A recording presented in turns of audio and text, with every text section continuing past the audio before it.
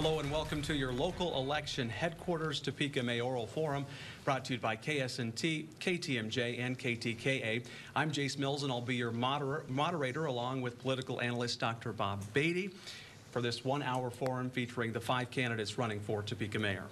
In this forum, candidates will answer questions from us, our viewers, and from each other. Before we get to those questions, each candidate will get 1 minute to make an opening statement, and we start with Chris Schultz. My name is Chris Schultz. I'm a lifelong Topekan, a Washburn University graduate, and a tried and true local entrepreneur. Community service is incredibly important to me. I'm the past president of Arts Connect, the past president of the Shawnee County Historical Society, past treasurer of the Mulvane Arts Museum, current chair of the Dining and Retail Committee on the board of Downtown Topeka Incorporated, and the current host and spokesperson of the monthly Safe Streets Coalition meetings at the Great Overland Station. I've volunteered to produce over 1,000 different interviews with small businesses and charitable organizations through my efforts with Talk About Topeka. And when your slogan is keep talking about Topeka, the one side effect is that you listen to a lot of people.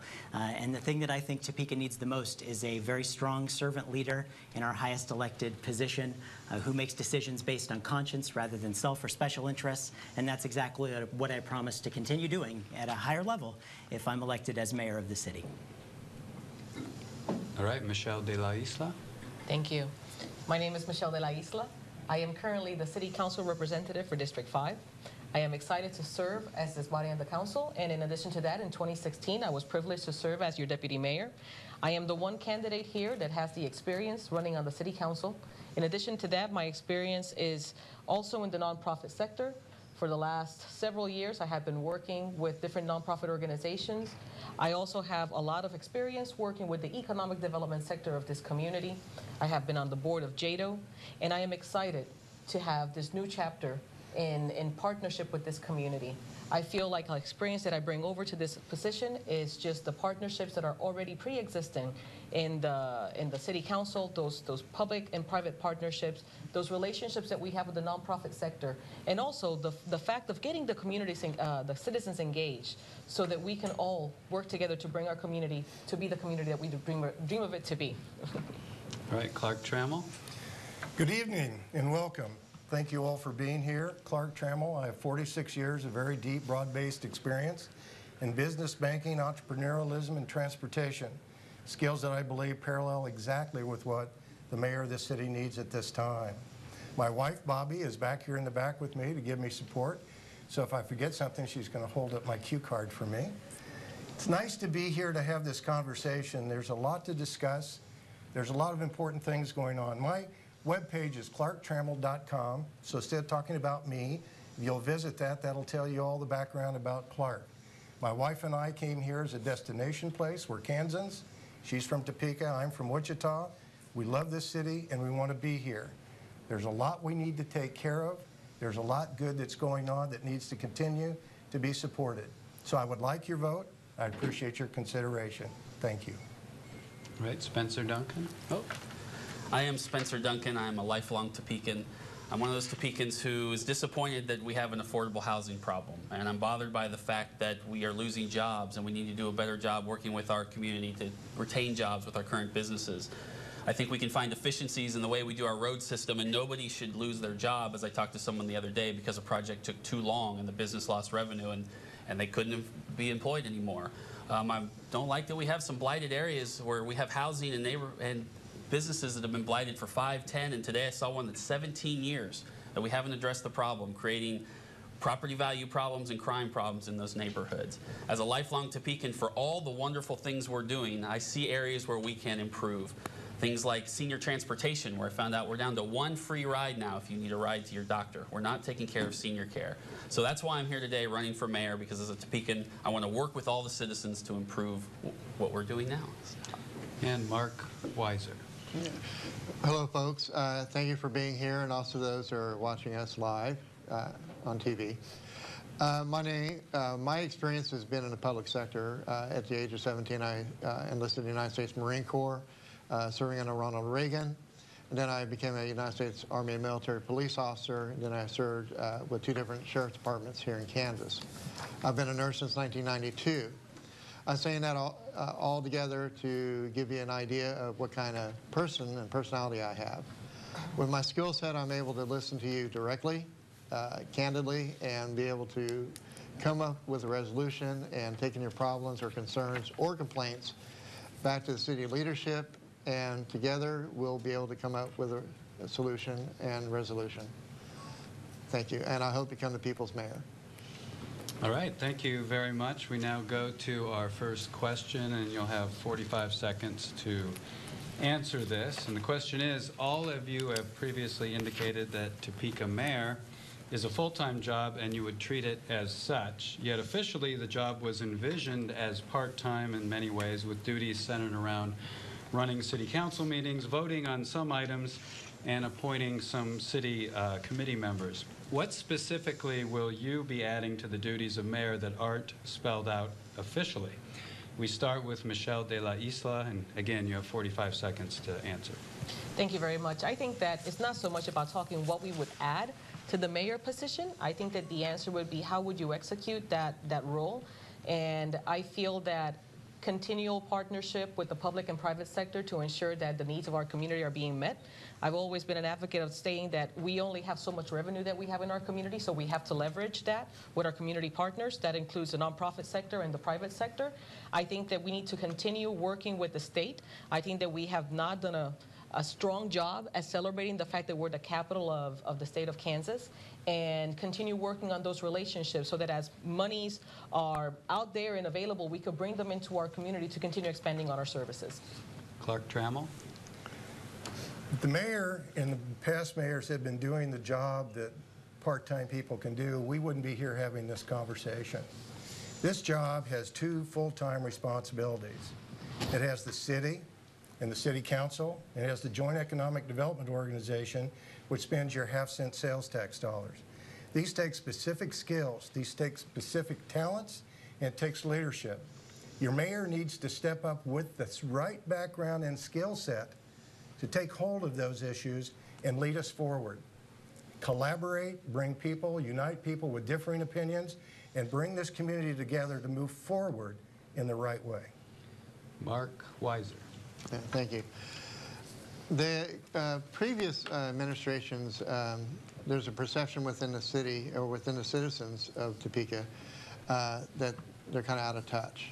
And the only way you're going to resolve that issue is by coming out of the office, walking the streets, going to businesses and meeting people where they're at.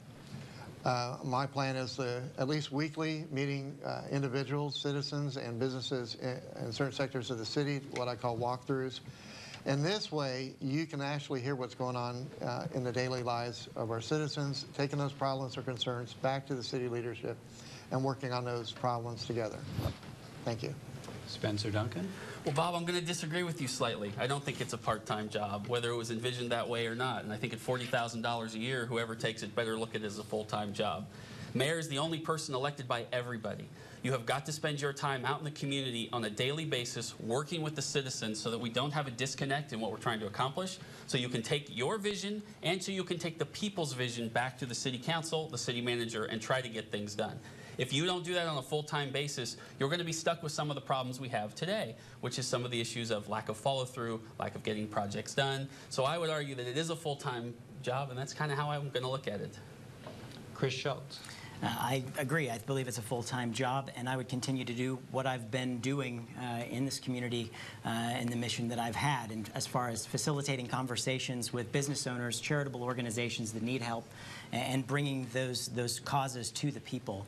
It's something I've done, as I said in my introduction, over 1,000 different interviews. I would consider that.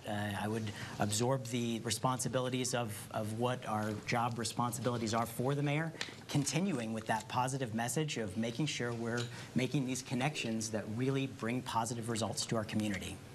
Okay, and that brings us to the end of our first segment tonight. When we return, we'll have more questions and answers from the 5 people hoping to be Topeka's next mayor.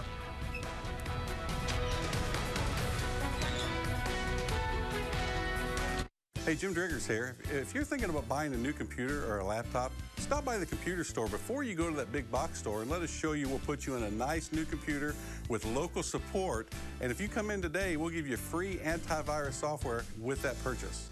Blind Tiger Brewery and Restaurant, 37th and Kansas. Blind Tiger Brewery, the place for steaks. We not only brew award-winning fresh local beer, we also feature tender, mouth-watering steak. USDA choice sirloin, ribeye, and filet. Hand cut in the Blind Tiger kitchen and grilled to order. Serving Topeka great food to family and friends for many years. Mmm, that's good. Blind Tiger Brewery and Restaurant, 37th and Kansas.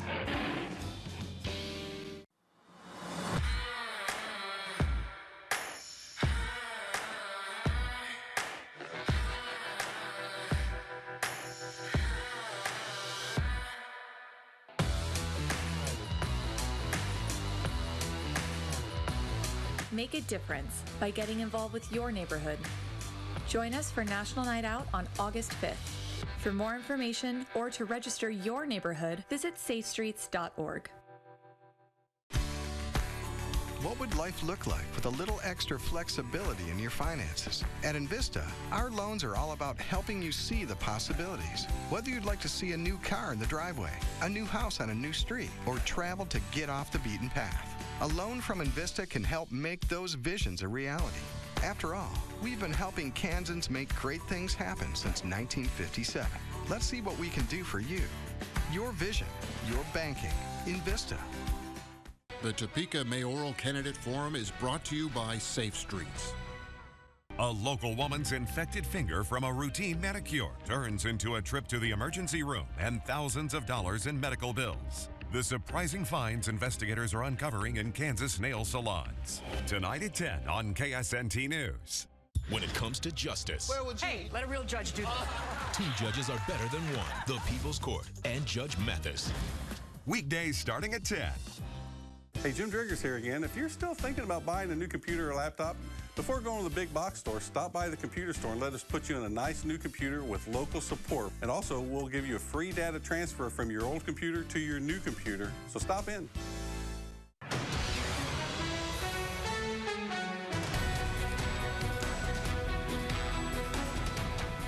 Welcome back to your local election headquarters Topeka Mayoral Forum.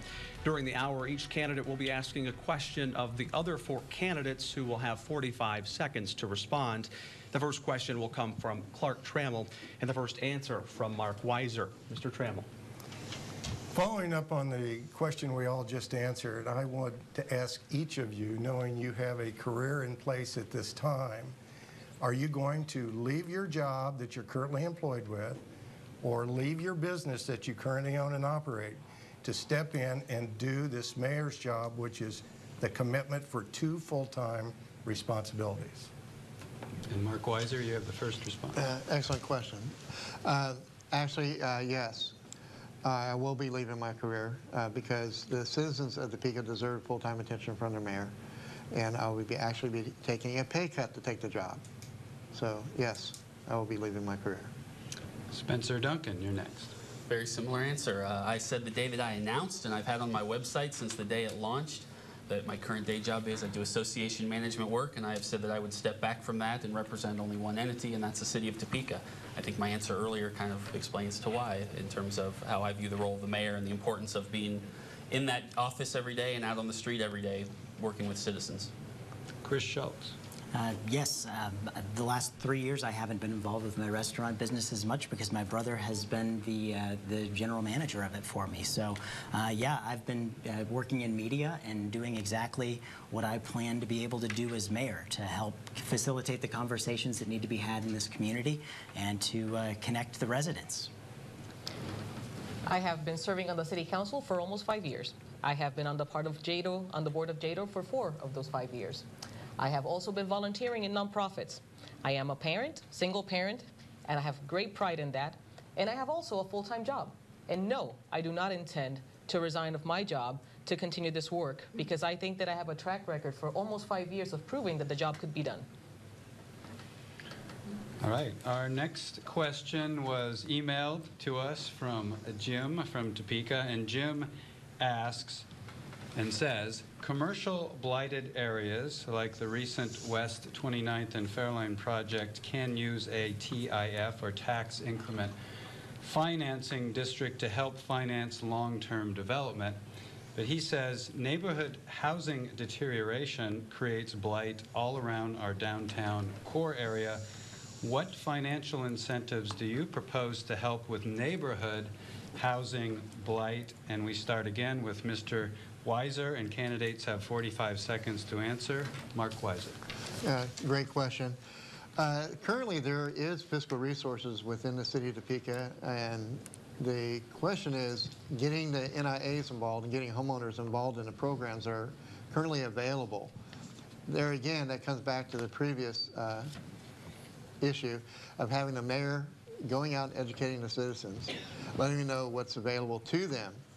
There's also greater code enforcement. I think possibly we may need to increase the size of the department and give them the resources they need to correct that situation. Spencer Duncan.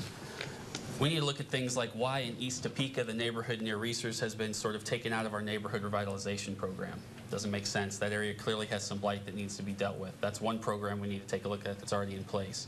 We need to look at giving developers incentives who are willing to build new facilities for affordable housing and take care of blighted areas, or revitalize those areas if they're willing to do it. And I'm even willing to give them a discount if they're going to put it within a certain area of a transportation line, of a bus line, because the number one problem people have is they got to get to work. If they can't get to work, they can't continue to pay for that housing and improve that neighborhood. I also would put on the ballot an initiative to take a very small tax off of property transfer fees to put it into a fund that would help do those programs. I'll put that to the voters, but I want to throw it out there for consideration. Chris Schultz. I appreciate the work of Topeka Jump. They've done some good work as far as establishing a housing trust. I like what they're working on.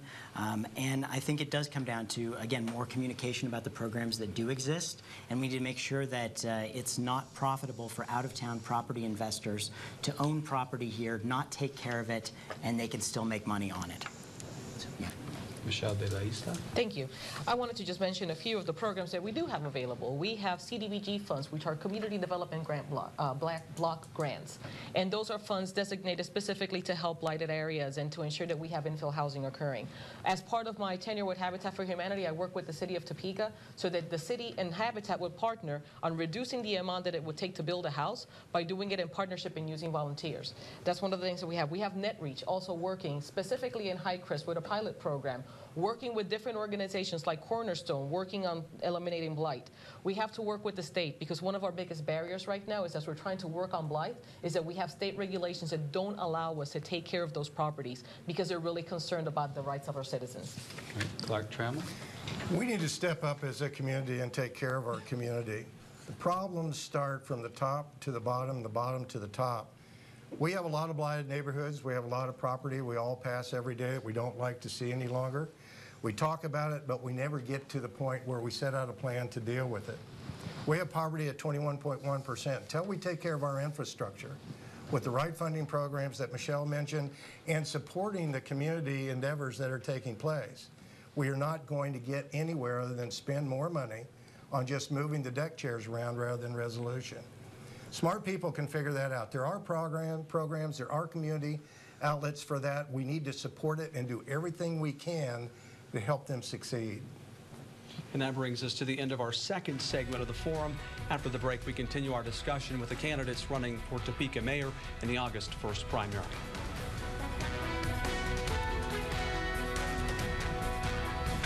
Hi, I'm Michael with Michael's Resurfacing. If you hate the way your old kitchen countertop and backsplash look, and if you cringe every time you see your old worn-out bathtub, tile, and vanity, then now is the time to call Michael's Resurfacing. We can update your kitchen or bathroom without the mess of demolition and the cost of remodeling. Come to our showroom and see for yourself the amazing work we do. And let the professionals at Michael's Resurfacing help your family protect your biggest investment, your home. Get fired up for excellent savings during Menards Red Hot Sale. Add value and style to your outdoor living space with Patio Block from Menards. 12-inch smooth patio block comes in red or gray, just 98 cents each. Get unbeatable quality and satisfaction guaranteed with Cabot exterior wood care products. Cabot stains provide lasting beauty and proven protection for any exterior wood surface. Save $10 a gallon after rebate. Now during Menards Red Hot Sale. Save big money at Menards. It's sizzling summer savings time at Lebeda Mattress Factory. Save now on mattress sets, adjustable beds, latex and memory foam mattresses, and bedroom furniture. Flippable two-sided Lebeda queen sets start at only $319. Queen pillow tops as low as $349. Or get Lebeda's Augusta pillow top, a luxurious mattress set with cooling gel and memory foam, now only $498. With free local delivery or a free bed frame. Great mattresses, great prices, great savings at Lebeda Mattress Factory. Celebrate our grand opening event at Vanderbilt's. We opened a new store in Wichita, and all our stores are celebrating with huge savings store-wide. Durable key dungaree or comfortable 5-pocket jeans, you choose only $12.99. We have a great selection of work and assorted plaid shirts starting at $3.99. Great buy on these Justin work boots, save up to $30. Men's Timberland Pro work boots on sale for $99.99. Your work boots center, Vanderbilt. The Topeka Mayoral Candidate Forum is brought to you by Safe Streets.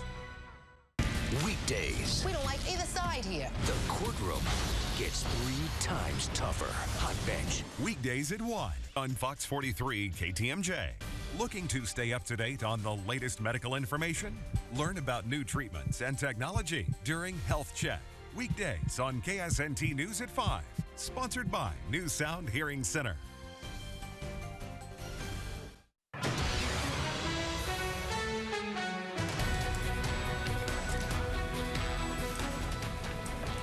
Welcome back to your local election headquarters, Topeka Mayoral Forum.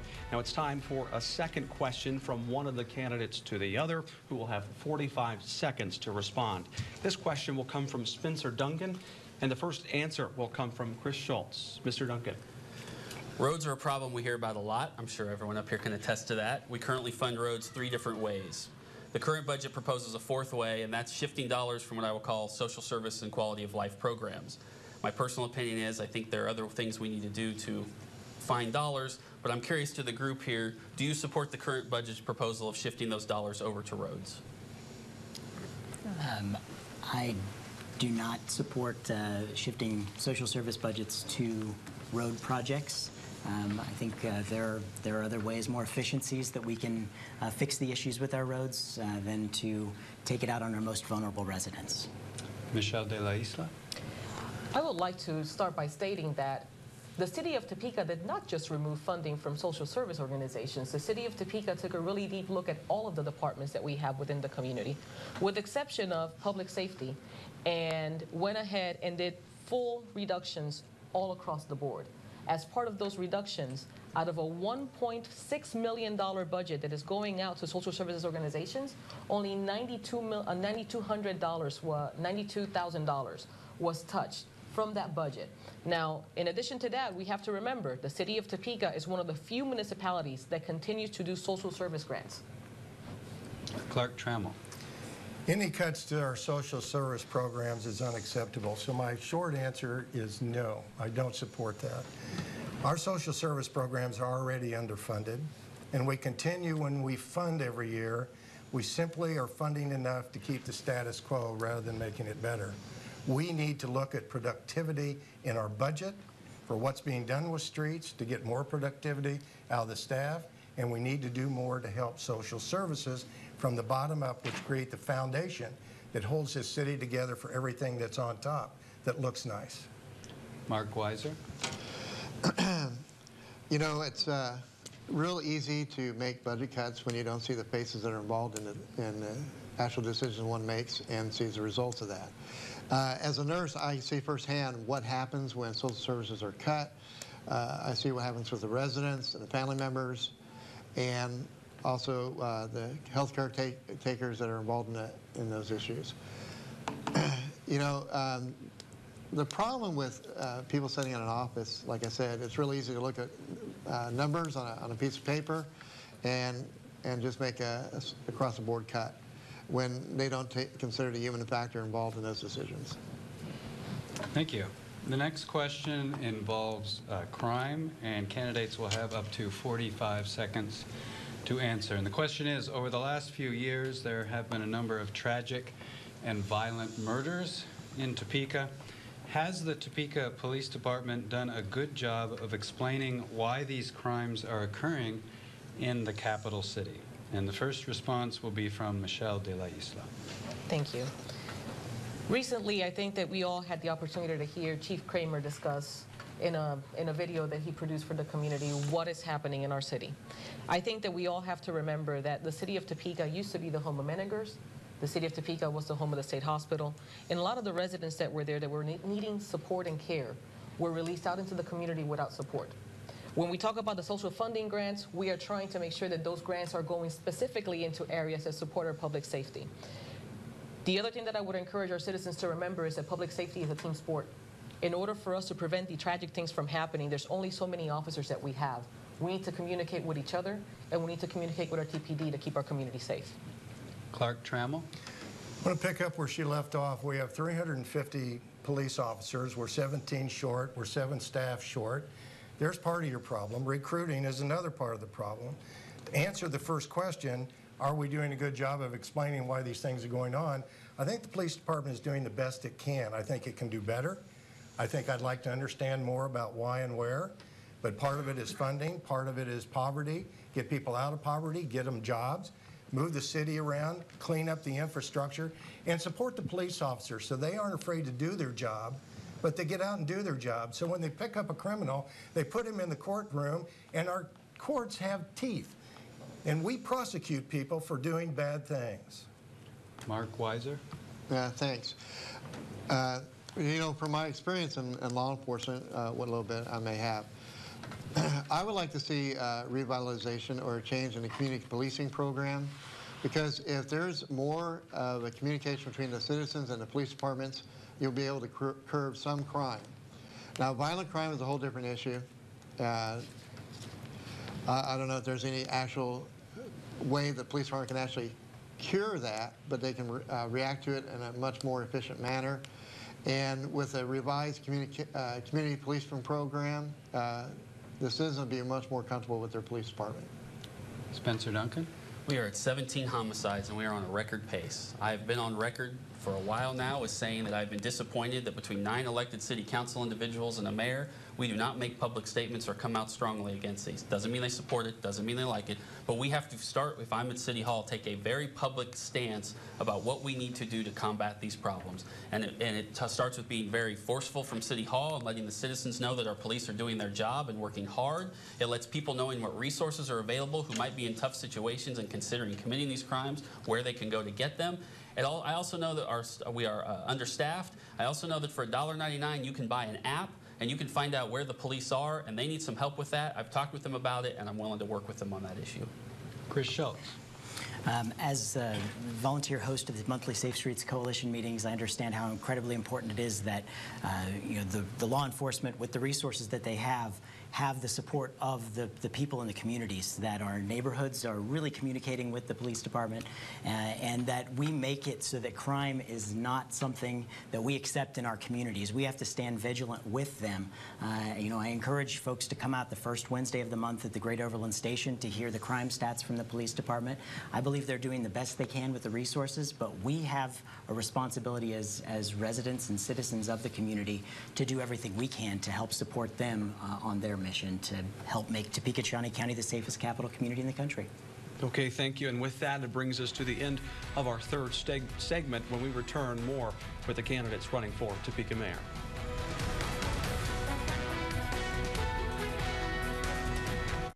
Come out to Milford Lake Saturday, August 12th for a day of fun at the Float Your Boat Cardboard Boat Races. Build your cardboard boat and paddle your way to victory to win great prizes. The day kicks off with bicycle races and a 5K and 10K run walk, with boat races starting at 1 p.m. For race rules and more information, go to junctioncity.org. And beat the summer heat at the Float Your Boat Cardboard Boat Races, Saturday, August 12th at Milford Lake.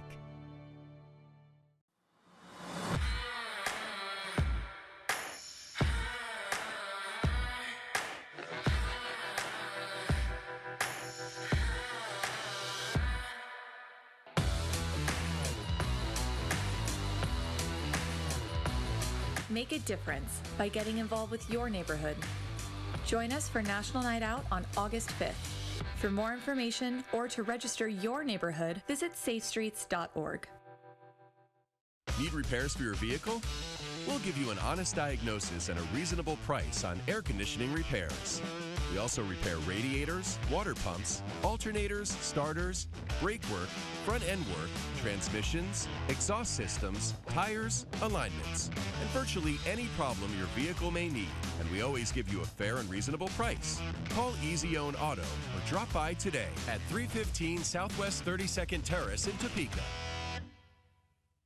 Established in 1952, Cream Cup was the first restaurant to introduce you to soft serve ice cream. Now, decades later, we're still serving premium soft serve ice cream. But that's not all. With over 20 different sandwiches, from our 100% lean black Angus burgers to our signature sandwich, the Reuben. And now, introducing Broaster Fried Chicken. It's world famous chicken, marinated in our special recipe, dusted with slow bro coating and pressure cooked. Call ahead for teen, party, or family orders to go. You can find it at Cream Cup in Wamego on Highway 24. Hi, I'm Eric Wilson with Capital City Flooring. No matter what your flooring desires are, we've got them covered. Experience our new showroom with cutting-edge styles. We also offer Onyx sales and service. Capital City Flooring, when fine quality and service matter most. The Topeka Mayoral Candidate Forum is brought to you by Safe Streets. Celebrity Name Game is where the stars come out to play. Craig Ferguson hosts an all-new season of Celebrity Name Game. Weekdays at 4 on Fox 43.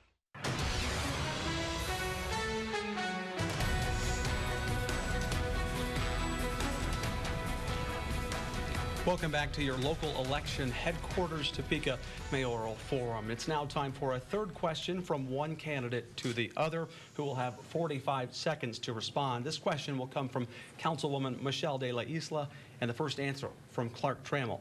Ms. de la Isla. Thank you. Understanding that there's 9 members of the City Council, each of you has provided a different idea or incentive or initiative that you would like to bring forth. How would you go about convincing the council and ensuring that your leadership is heard in the council body so that your ideas become reality? Mr. Trammell, sorry. Thank you. I don't know if that's possible for anybody to do, so I'll just say what leaders lead. They don't need authority because they just have the charisma and the ability and the experience and the background to tell people this is where we go, this is what we need to do and why. We all know world leaders, we all know people who carry leadership. They may not have had the authority to tell us or tell the world what to do, but we did it because they knew what they were talking about, they knew how to present it, and they knew how to guide us. As your mayor, I will bring that to the table because I have the experience to do that. And I don't just speak to be talking. I speak from a position of knowledge-based information and experience that I've learned about what I'm talking about.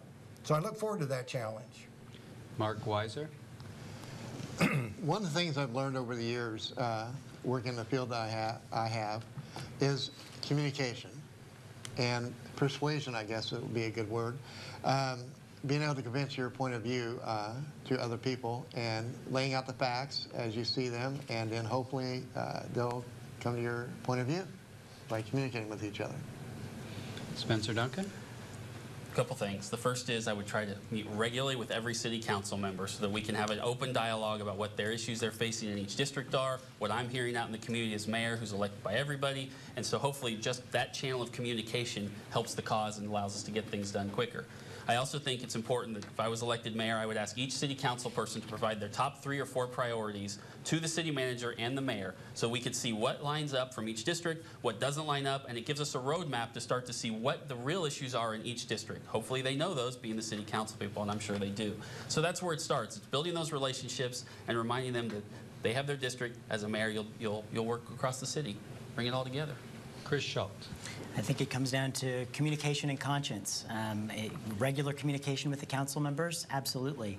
What you're proposing to them should be based completely on conscience. And if you're doing it in the good interests of the city of Topeka, it shouldn't be difficult to convince the amount of council members you need to be able to make something happen, as long as you're their friend. You have to be kind, just like everyone in the city should be kind to each other.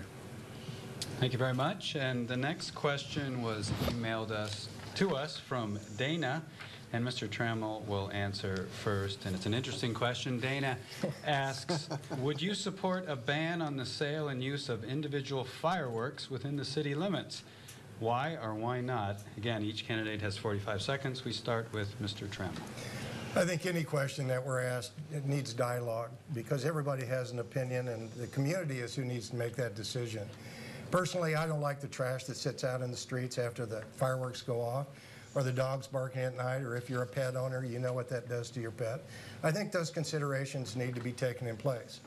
But if the community steps up and cleans the streets and acts appropriately, then I guess it's okay. My personal position is I would listen, I would talk, and I would go with where the majority of the decision is, but I would have my input to that conversation in hopes that we made the right decision. Next is Mark Weiser. Great question. That kind of decision should be left up to the citizens of Topeka, whether it's through some kind of ballot initiative or some kind of passage of from the city council at the request of their constituents. The one thing you have to do as a leader, you have to kind of put your personal opinions aside and do what the citizens want. My personal opinion is it's a safety issue, and it could be a problem if it's not addressed. But if the citizens want it changed, then we'll put it to a vote. Spencer Duncan. I have a true internal struggle with this issue, and I would be a hypocrite if I stood here and said I believe an outright ban because I sat on my porch this 4th of July and shot off fireworks. So I'm not going to be that guy. What I am going to tell you is my internal struggle comes from this. I grew up with fireworks. I enjoy fireworks. I shot them off this 4th of July. However, I really understand the issues that part of this is with age, that you hear about the safety issues, the individuals who have PTSD who struggle with that problem every 4th of July. So I can sit here and tell you I don't have a great answer for you on this. I would probably support a ballot initiative if I thought that's what the will of the people was, but I'm not going to sit here and tell you I have the outright answer. I'm going to tell you that I'm struggling with this issue and I'm willing to continue to talk about it. Chris Schultz.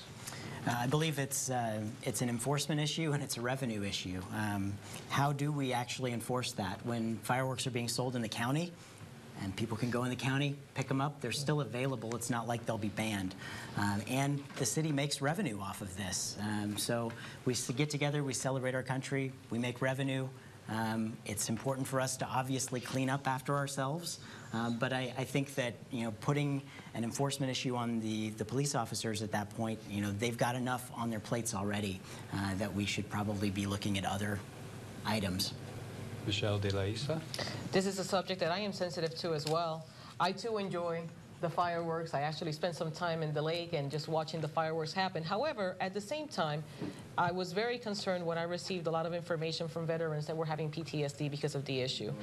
And the concern is not so much, what I was hearing is not so much that it was being sold in the city of Topeka because, like Chris said, it's being sold in the county, but maybe shortening the amount of time that they're out, because if people could know at least the time that they're going to be out there, you could protect some people and not have the many days that were happening.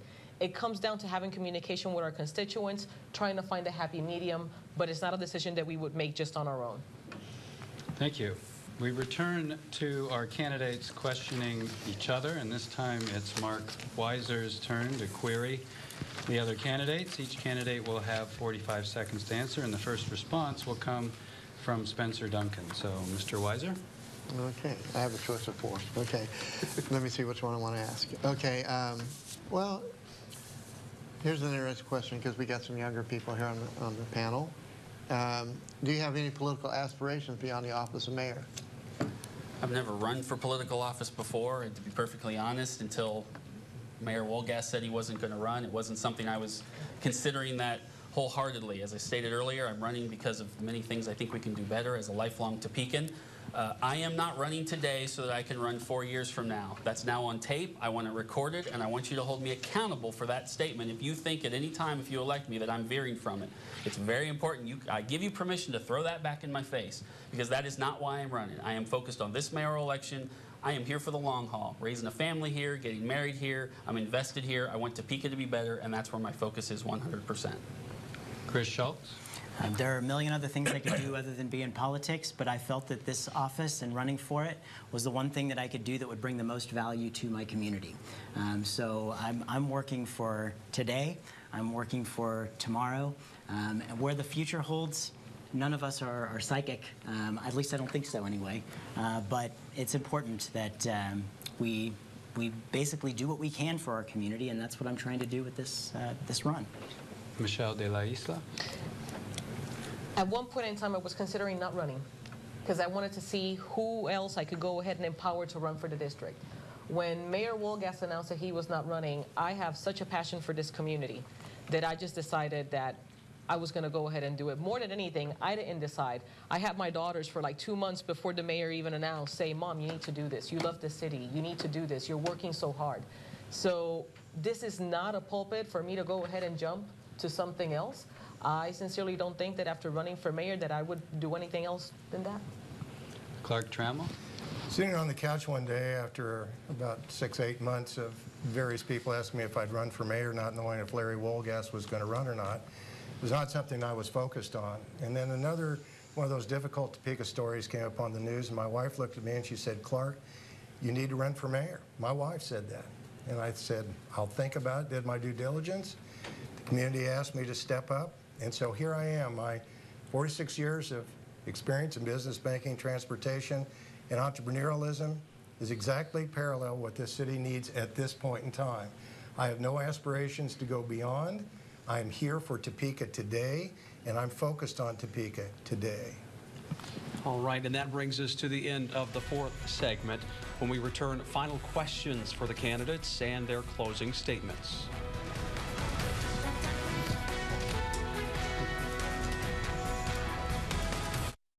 This is the place.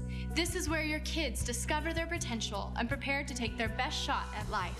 But each year, there are some shots they have to take before coming to school, the required immunizations. GraceMed can help.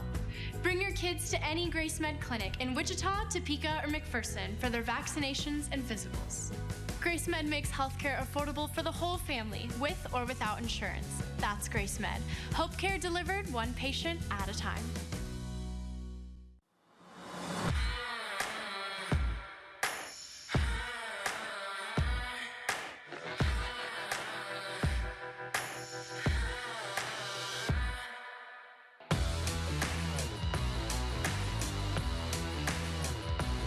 Make a difference by getting involved with your neighborhood.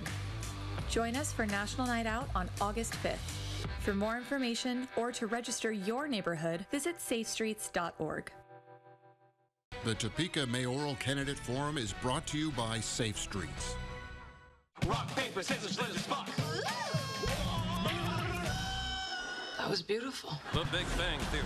Weeknights on Fox 43 KTMJ. Catch the Outdoor Report. Each week, get helpful advice on everything from boating, fishing, and hunting. Thursday nights on Fox 43 News at 9. Sponsored by Gary County Convention and Visitors Bureau. Clear the Shelters is back on August 19th. Bring home your new running buddy, playmate, and best friend. Join KSNT for this nationwide pet adoption event. Last year, more than 50,000 pets across the country found their new forever homes. Go to cleartheshelters.com to find a participating shelter near you. Together, let's clear the shelters. Sponsored by the Hills Food Shelter and Love Program and by Kansas Insurance in Topeka, Lawrence, and Oskaloosa.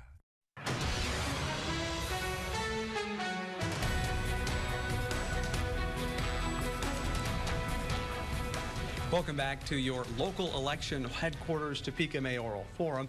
We're in the last segment of this debate, or forum rather, and we'll hear from the closing statements from the candidates. We'll get to that in just a moment, but before we do, we have one last candidate question for the other candidates. Each candidate will have 45 seconds to respond. This question will come from Chris Schultz, and the first answer will come from Spencer Duncan. Mr. Schultz. Do you think the city has done enough over the past 4 years to fix Topeka's streets? No, we haven't. And I've put out a plan that says it's not just about money, it's about how we're doing the system. I think we need to look at systems like design build, which gets everybody working together to speed up the process. I think we need to look at incentives and disincentives for contractors. Finish early, great, I'm going to incentivize you. Take too long like you do sometimes, I'm going to have a disincentive. I think we need to alter the way we do the bidding process. I think we need to look at a little bit more creative bonding issues. And so I think it's not just about taking money. Right now we have 3 mechanisms, as I said earlier, that we're taking money from. And now we're trying to search for a 4th by taking money from other resources. Before we do that, we have to look at the overall system. Michelle de la Isla. I would say that the city had a struggle at one point in time. We had a crisis with the economy. With that crisis of the economy, property values went down. Property values and sales values went down, and then what happens is that we have less funding. With that, we did have a problem maintaining our roads. However, today we have a PCI system that ensures that we are going to take care of those roads. We have the funding available, and we have a 10-year plan that you could look up, topeka.org, and you could look up the Orange Barrel Report, and you could take a look at what we're doing with the PCI system so that your roads are the roads that you deserve. Clark Trammell. My short answer to that is no. And I think there's a lot of work that we need to do in this area.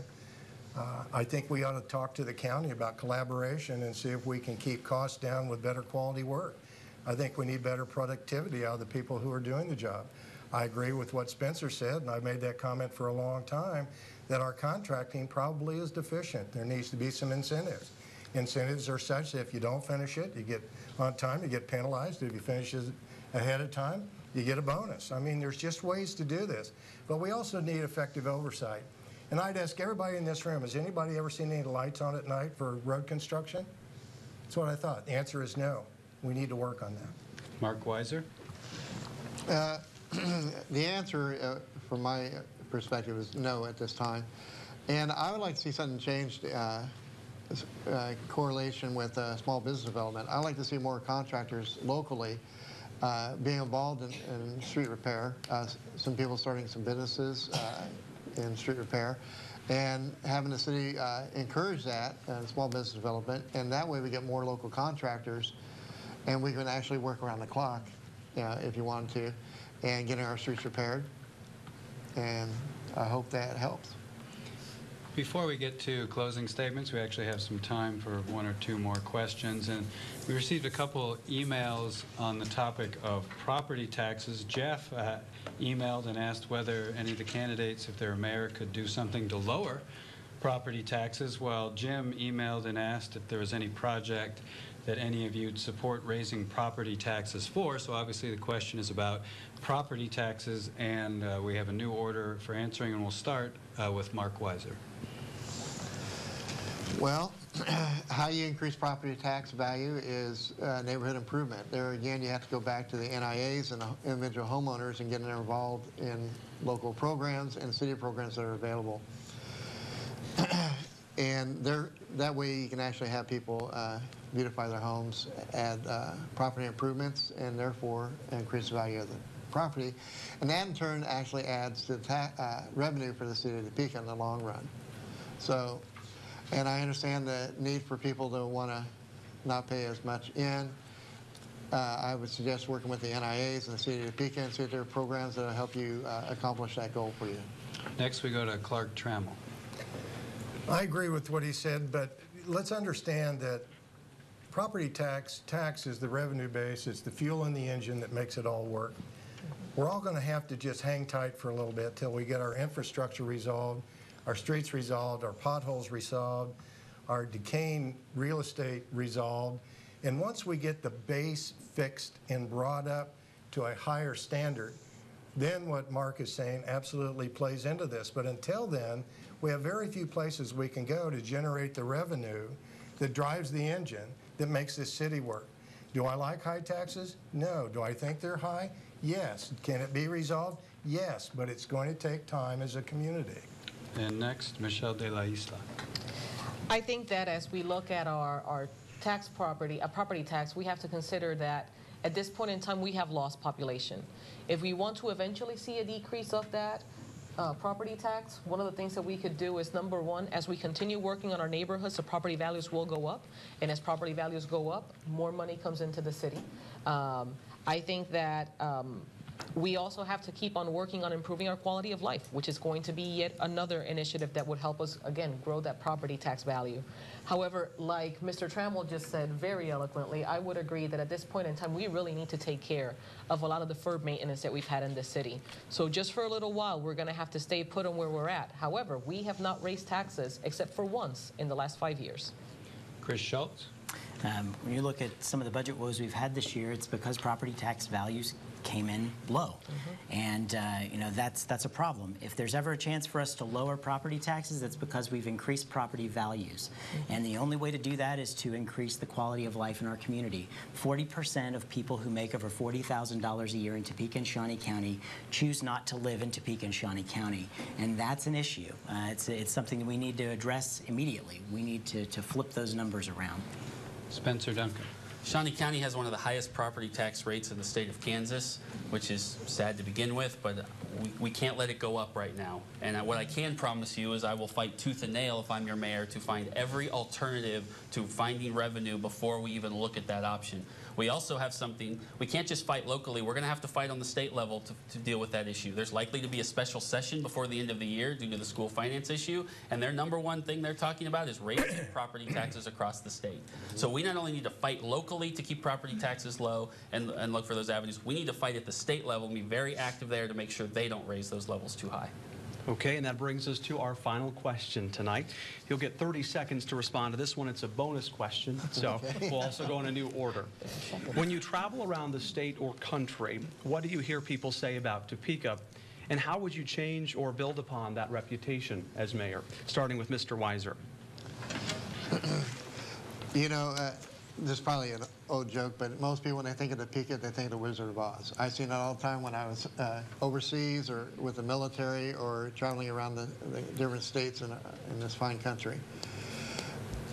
The mayor is an ambassador to everyone, and it's a full-time job, and you have to be on your best behavior, so to speak, and always push Topeka as the best city in this country. Mr. Trammell. We do have an image issue. Let's not fool ourselves. But nobody that lives outside realizes what we know inside, the beauty that's here. So we need to express that as a community. Your mayor should be the leader of that ship. And when I visit people from out of state or out of the area, they either don't know about Topeka or they hear about the ugly things that you're aware of that get published in the paper. We need to fix that as a community. Councilwoman de la Isla. I have a mixed bag. I've heard, you know, wow, you guys have a beautiful state house. Or I'll hear something like, you are the home of the families that don't like certain groups. And when I hear those things, what I do is I educate people about the beautiful community that we have, about the collaborations that we have in our city, about the great people that we have in this community, and the great things that are yet to come. And as mayor, my #1 job, aside from doing all the parliamentarian things, is to make sure that we are proud of the city that we live in. Mr. Schultz. We have a reputation that needs to be repaired. A lot of people believe that we're behind the times here, and I like to think and explain to them that I think we're actually ahead of the game. And I think we have a lot of wonderful people in this community who really do make this place home. Despite our problems, despite certain groups of folks in the community who might have affected our image, we have wonderful people here, and when they stand together, we win. Mr. Duncan. As a former graduate of the Leadership Kansas program and its state program chair, I've had the luxury the last 5 years of doing a lot of traveling across the state.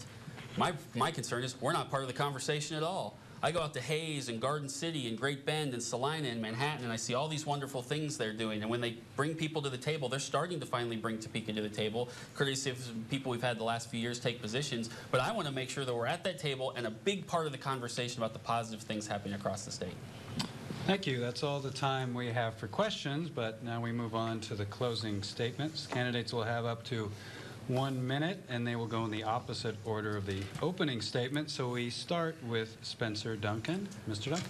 I've tried very hard tonight in the little times we've had and throughout this campaign to not speak in generalities. It's very easy for us as people running for office to say, I will fix your roads, I will solve the affordable housing problem. It's real hard. You've got to ask as citizens the next question. How are you going to do it, Spencer? And I have tried very hard to do that whenever I can. You can go to my website, duncanfortopeka.com, duncanfortopeka.com, and I have real initiatives on there to help get the conversation started about things we can put in place to improve all the problems we've talked about here tonight and throughout this campaign. So that's the first thing. The second thing is, please vote. Please vote.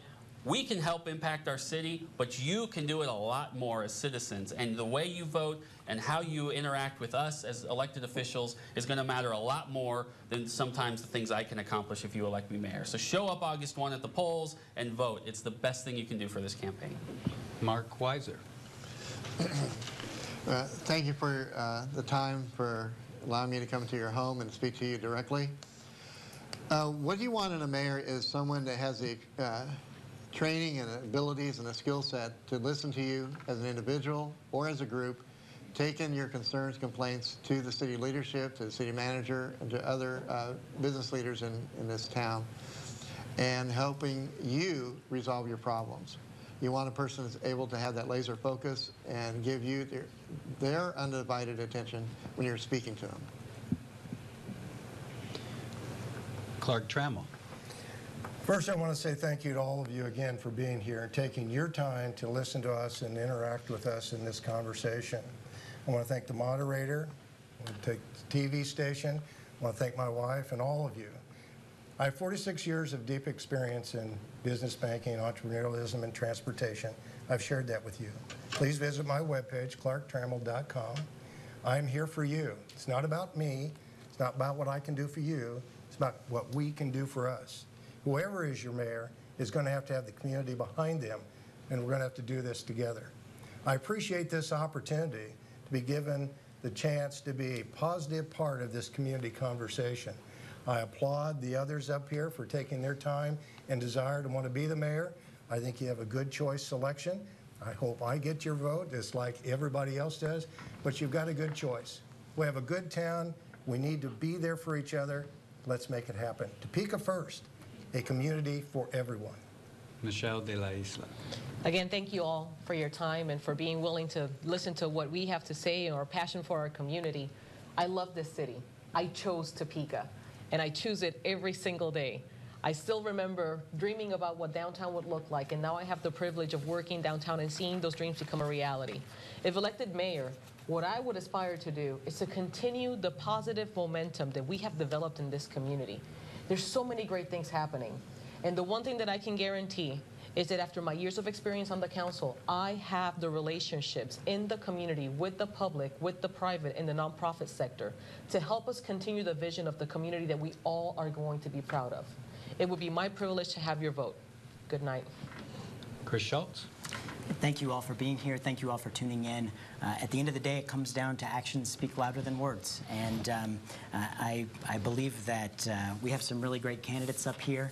And if you really do take a look at what we've done in our past and how we've really supported this community, I think you can really make an educated decision. I hope that when Topekans go to the ballot, that they have that intimate relationship with that ballot. They look at it and they say, which one of these candidates has served me the best, and which one does my heart tell me will serve me the best in the future? If you do that, then all of Topeka will win.